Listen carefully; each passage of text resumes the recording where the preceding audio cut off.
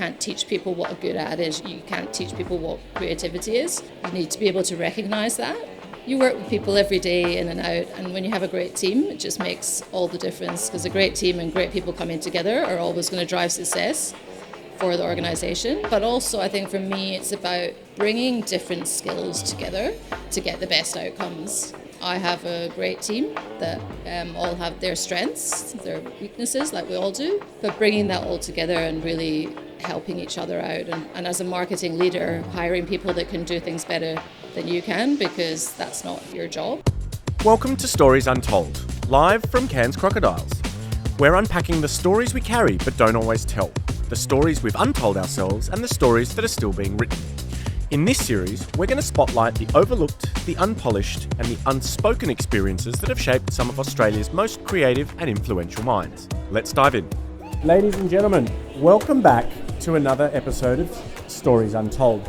We are filming live from Cairns Crocodiles and we are unpacking the stories that we carry but don't always tell, the stories that we've untold ourselves and the stories that are still being written.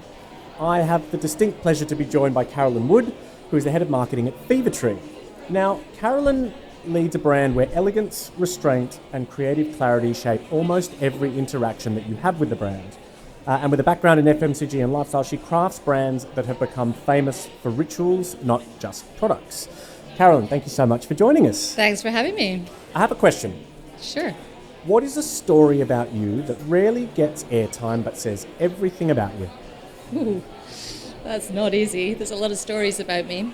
I guess probably I would consider, Fever Tree is my job, where I spend much of my time, but probably what I talk about most would be my family, my children, because as I repeatedly tell people, when you're on your deathbed, nobody's going to care if you launched a new fantastic no product. One gets there and goes, I wish I made VP. We're not saving lives, let's be honest. So kids? Kids, yeah. How old? 8, 16, 17. Oh, wow, 3. Yeah. And if I were to ask them about their mum, what would they tell me? Hope they tell you that they're proud of me. What would you hope that they tell you? Yeah, exactly. That I like talking to people, that I'm fun, that I work a lot. So I want to start with your backstory. Was there a defining moment within your career that creates a real juncture between a before and after? Definitely. All right. Yes. I guess I studied in Scotland long time ago. And typically in the UK, you often go on to study an arts degree, not necessarily a vocational degree. Yep. So I studied languages, and I really didn't have a grand plan for my career, if I'm honest. And I've always taken the kind of philosophy that you can do so many things in your life. You don't have to just do one thing. So I kind of take it a little bit as see how things go, see what comes. And I worked in advertising for many years in Sweden, lived in Sweden for 12 years. Wow. It was great. I was young, ad industry, really good fun, working for lots of different brands. It was excellent. But there came a point where I kind of wanted to do something else. And I moved clientside to Pernod. And I think that's when I really started to enjoy and realize that I'd found the right place for me and found the things that I wanted to do. So I think that moment when I was probably early 30s, I had 2 very small children and made quite a big change, which became quite a big lifestyle change, because it meant a lot of travel and meant a very different sort of day-to-day for the family. But I really just loved it, loved everything about it. Why client-side? What was the shift that became magnetic? An opportunity came up to work at Pernod and work on a couple of big global drinks brands, and I think it was the brands and the kind of possibility to really manage them, and rather than be so, when you're in an ad agency, you're selling a lot of, you're basically just selling ideas, right? Gotcha. And I guess the opportunity to kind of really own something and really focus on it was what really excited me. And what changed about you and your work with that experience going to client side? I think I just learned a lot really quickly and met some really incredible people. I was working in a global role, mostly with the US market. And there's some really interesting discussions and dynamics between global and local that you often have in big organizations. Yep. The constant traveling back and forth and attending some really big, presentations and meetings kind of developed me very quickly. I'm curious, like when you move to client side, are there certain traits or behaviours that are ingrained when you're in agency land that you just have to let go of? I think there's a lot of learnings from agency land that some marketeers have never had, because you do work with so many different people. I guess it was just a more formal and professional environment, I would say. Pernod's a French company, they're very particular about certain things, and even just, the measurements on a PowerPoint slide would be, scrutinized. So I think just, a whole different level. And was there anything that you had to sort of unlearn or unpick in the move over into Pernod? I don't think unlearn. I think it was more about learning. Okay. Definitely more of a learning curve. What were the tenets of the learning when you shifted over into client? I think the structure of the organisation and the sort of the nature of that, and how as a global roles can be very different depending on the company. So Pernod, for example, was very different to the way we work at Fevertree. Yeah, gotcha. It was very much the global marketing team driving everything. And I suppose in a similar way to agency side, constantly selling things, but to local markets, right? Because every market has their nuances, and usually you can't just sort of, one size doesn't fit all. So I think the biggest negotiation became quite a big thing in that type of role, whereas I guess at Fevertree we have a different sort of setup. In what way? We don't have a big global marketing team based at HQ. It's very decentralized in that nature, and the markets have much more autonomy. Oh, awesome. Which is fantastic, challenging as well, because you've limited budgets, and if there isn't a sort of global direction, then that can become challenging. And I suppose that's heading us into a really interesting time at Fevertree. So as a global marketing team, we get together and we're setting that direction. So it's very different to big companies like Bacardi, Diageo, Pernod. And that's, I suppose, why I'm still doing this role, because it's changing so much and it's so exciting. And what fills your cup about working at Fevertree as the head of marketing? The people. Wow. Wherever you work with people every day, in and out, and when you have a great team, it just makes all the difference, because a great team and great people coming together are always going to drive success for the organisation. We have a superb brand. It's a very strong brand. We have the quality of our products is unbelievable. I've never worked for any company where I felt so proud and been told so frequently how great every single person you speak to. It's very rare that somebody tells me, and I've worked for this brand for 5.5 years, and I can count on one hand how many people don't like it. Why do you think that is? I mean, I was one of them before we turned the cameras on. Why do you think that it's got this unilateral appeal? I always come back to the quality, and once you sample Fevertree, it's very hard to go back. So we have a really strong brand funnel, and that once people just try the brand, they generally do tend to stick with it, because there's just such a stark contrast between the competition. And I tell the story repeatedly that you can put 2 glasses down of gin and tonic, not flavoured, just regular gin and tonic, and I can tell the difference just by looking at the bubbles and the carbonation. Really? Every time. What about the bubbles? I'm curious. We have a specific process to carbonation, and the levels of carbonation equal that of champagne. So no other brand has been able to, or maybe even tried to match that, but you will find most competitor brands severely lack strong carbonation. So, what are the hallmarks of a great marketing team? I think strong leadership to start with, like in any team, but also I think for me it's about bringing different skills together to get the best outcomes. I have a great team that all have their strengths, their weaknesses, like we all do, but bringing that all together and really helping each other out. And as a marketing leader, hiring people that can do things better than you can, because that's not your job. And I think gets spoken about a lot in the era that we're in and the different skill sets that are needed. I think you've got to find people whose qualities and strengths support and complement each other. I think that's critical. What do you look for in your leaders? I look for people that have a humble confidence to them. I look for people that are really passionate about what they do. For me, in the workplace, there are 2 very distinct types, I guess. Obviously, there's a lot of types of people, but I find you've got, especially in bigger organisations or in all organisations, you've got your sort of corporate climbers that are really in it for like what's their job title on LinkedIn, and they want to just move up that ladder as quickly as they can. It's about power, it's about influence, not necessarily about the actual day-to-day of the role itself. And then I find there are the more sort of passionate leaders who love so much what they do that they bring people on that journey, and that's how they succeed. And that's the type of people that I really like to work with. And if I were to ask your team what type of leader you are, what do you think they'd tell me? I hope it would be positive. I think they'd say that we have a lot of fun at Fevertree, my team, that we have a very kind of open and fluid sort of relationship, and that they are empowered to do their roles. I'm very much sort of hands-off as a leader, and I try and be there from when I'm needed, but I don't think I'd be called a micromanager. What are we all wedded to in the world of marketing that is holding us back? I think far too much people are wedded to theory.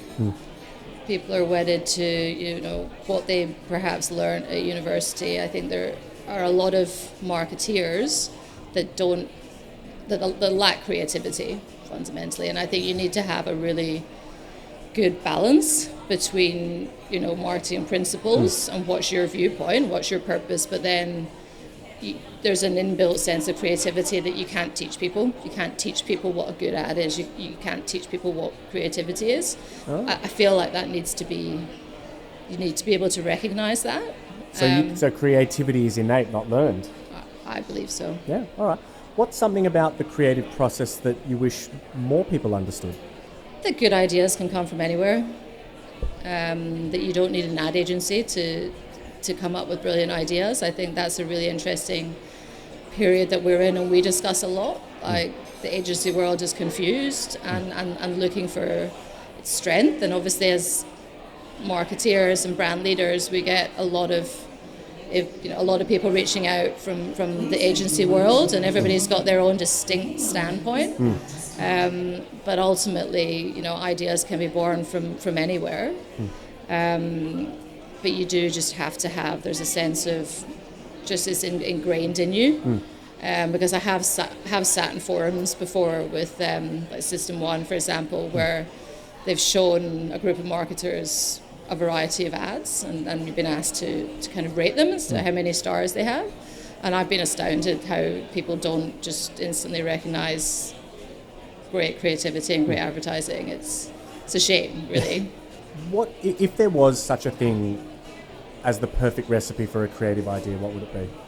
I think getting a good balance of heads from different places in one room is always, I think, the old sort of copywriter creative days, I think, are maybe done and dusted. I think getting a really good mix of different peoples from different backgrounds, from different ages, from different sexes makes such a difference. Diversity is just so needed, especially in this sort of day and age. I think there's, a lot of people here that have similar backgrounds, and I think we need to bring more diverse people into the industry if we want to drive things and progress and keep being creative.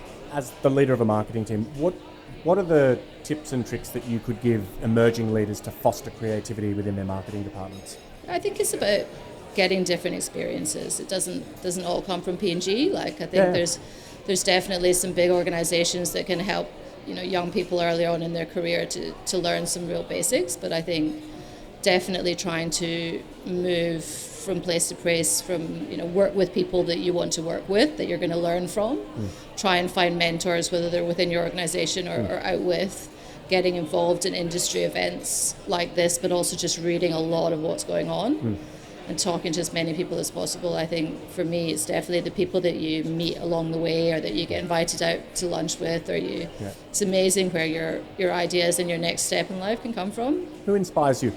Who inspires me? A lot of strong female leaders, definitely. I think early on in my career, I read Lean In by Sheryl Sandberg, who used to work at Meta, and I've advised a lot of young females to read that. I think we get to a stage in our lives, especially as women in any industry, but certainly in the drinks industry, which is quite male dominated, where we People choose family, or have to take off time for their family, and then take a back seat and think that means they can't progress. And I think it continues to be a real problem. And I'm really want to look out for younger female leaders in the industry to make sure they continue to power on and achieve their goals. But yes, and then other leaders that I've worked with in my career, maybe a couple agency side, but definitely at Pernod, a lot of strong leaders that I'm still in touch with to this day. And even our own CEO, who was one of the founders of Fevertree 20 years ago. He continues to be really inspiring in what he did and how he continues to want to do new things, be creative, keep involved. I think it's very inspiring. You touched on mentorship, and I'd love to understand, how did you go about cultivating, a personal board, and what advice would you give to emerging female leaders to seek out mentors and to seek out people that can, soundboard and hold them to account and build them up alongside them? Yeah, look, I think sometimes with confidence it's just about reaching out to people you might have heard speak at an event or seen them write something or interview them online. But I think if you have the opportunity, if your organization supports you, to be part of, conferences, events, and if they can help you, then I think early on in the drinks industry, we have the Drinks Association, which has been really good, which encompasses all the big drinks companies in Australia. And they have really strong programs like Women in Drinks, leadership programs. And I, was fortunate enough to go through one of those programs, 7 or 8 years ago. So Women in Drinks and mentorship. And I think continuing to be involved in that association and those programs. So it's about finding yourself, whether it's your manager, whether it's someone in your organization that you don't even work with that closely, but finding someone you admire and respect and making the connections. But it certainly does take a level of confidence that a lot of young people don't have, and I think you have to get to a certain age and get a few good wins, under your belt to feel that confidence to then take the next step. But you have to go out and find it. And I think a lot of young people nowadays expect a lot to be handed to them in their careers, and expect their pay to rise every year and for them to be given things and given that next promotion. You've got to work for it as well, and it's not easy. Sometimes people are very lucky in that they just people come to them, but I think for most people you do have to seek out opportunities. Yeah, that's life. When you reflect on what's happening in the world of brand marketing at the moment, what are we holding on to as brands that is actually just holding us back? Definitely that whole sort of digital, non-digital discussion. I just don't really understand why that's still a thing. I think a lot of people hold on to things they learn, especially general managers, managing directors, hold on to things that they learned maybe 20, 25 years ago, which aren't overly helpful anymore, or principles they may have learned at doing a course or university many, many years ago. I think people should be so excited about the world we're in right now and the opportunities, because when I started off working in an ad agency, we were still, everything was print, we were using faxes, you were checking things off. It was just a completely different world to the one we live in now. And what's the new conversation? So print and digital is the old conversation? I mean, obviously AI is a topic of conversation, but I think just tech in general, the technology that we can leverage now is changing so rapidly. I think leveraging all those opportunities, I think a lot of people should be more open-minded, could be more open-minded. Yeah. What's your perspective on how AI will redefine and reshape marketing? I think it will take some time, but I think before we know it, it will just be an inbuilt part of life, really.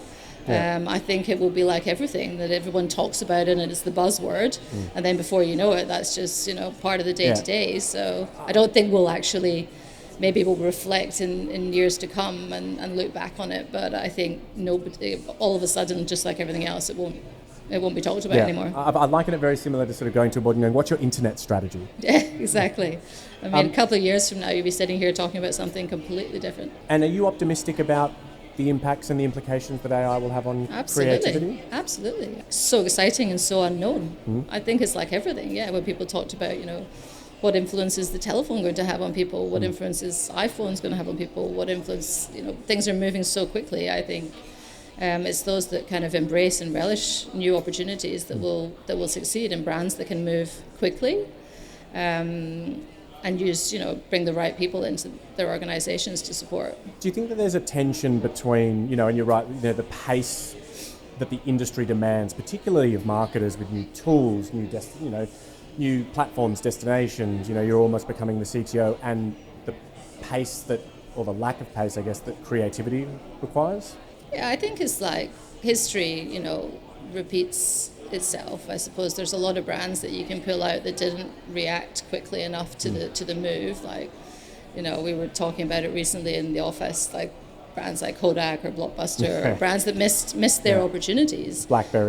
BlackBerry, and I think there will be many more of them, because having worked in a number of organizations, some are a lot slower to adapt. I'm fortunate that at Fevertree we are working quickly and evolving very quickly and moving and I see that support from a tech and a sustainability perspective, which is really super exciting. But I know that there will be lots of organizations and brands that don't keep up. So I think that's going to be really exciting to watch as well. How do we retain, in an industry that is gravitating towards the artificial? Yeah. What does a more human version of the industry look like to you? Yeah, I think that's a really interesting discussion we were discussing last night at dinner around communication skills and just real human skills that are going to become so much more important as we evolve, and we're always going to need them. And I think that's probably where we're lacking in some younger generations, especially those that have come into the workforce through COVID and are so much more comfortable. Frankly, a lot of people are so much more comfortable in front of a screen. My daughter's the same. The thought of standing up and doing a presentation in class is just, it's overwhelming for so many people. And I think teaching yourself and learning the ones that have strong communication skills, both written, just even the way people can write an email, and the way people are not aware of their tonality, their behaviors, their body language, and how it affects other people. It's really frightening to see that lack of self-awareness. And I think those that have those skills, those much softer skills, those human skills, the empathy, the agility, and to know how to talk and react and communicate with different types of people, those are the people that will really succeed into strong leaders. And I think that's really exciting. Do you feel as though we're inadvertently stealing those sort of formative career years, And I'm all for the fluidity and the benefit of working from home, but to your point, those core human connective skills, do you think that that's something that's going to be a drought, in the emerging because that's not something you can teach. There's a lot of courses on, better listening, on giving presentations and communication skills, but I think it's very hard, especially as you grow older, to teach yourself those things. You can improve, but if you don't have that awareness of how you're coming across, then it's really hard to improve on that, and I think it will be a barrier if it's not resolved early.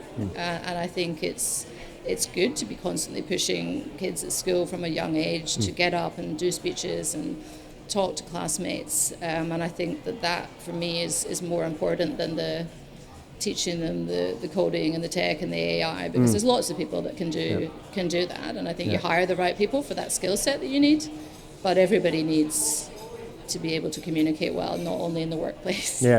I mean, if we were talking about this earlier, do you think that the skills that we're taught in traditional secondary and tertiary education sectors are now becoming fast out of lockstep with the things that are going to be required for us to succeed later in life? I think they're becoming better. I definitely think, from what I can see, I have 2 teenagers, and I think that they're definitely getting pushed a lot more in that direction to evolve those skills. But I think it requires a good education, unfortunately, to get there.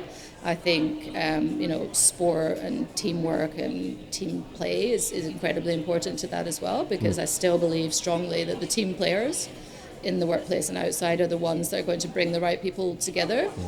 So I'm very, very strong on that element of life, and I think that does help. I take people. it the kids play sport. Yes, it's a big part of life. Yeah. All right, Caroline. Last 3 questions from me.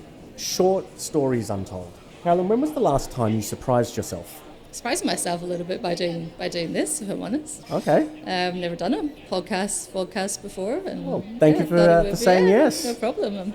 What part of your life still feels in progress? I think I'm a day-to-day work in progress. I guess. I don't think we ever will be happy with ourselves. I think I'm always going to be critical of myself and want to get better. Want to get better as a person, as a colleague, as a leader, as a mother. I think it's fairly normal, especially for females, to be critical of themselves before anyone else. But if you and I were sitting here same time next year and you'd worked on that one thing, what would it be? Being happier. Oh. I think that's, if you're happy, those around you are happy. And I think people need to be less critical on themselves and be a little bit, Final question for me. If this chapter in your life had a name, what would it be called? And what would you hope the next chapter's called? I'd say this chapter in my life is definitely not the easiest. Probably from, being a middle-aged parent of teenagers and trying to raise good people into the world. I think from a professional perspective, it's a super exciting time. And I think, I'm not sure what name I would give to it, but I hope the next chapter potentially brings more stability, success, and new joy. Things, joy. Yeah. Well, Caroline, thank you so much for joining us. It's been an absolute delight. Thank you for having me. Thank you.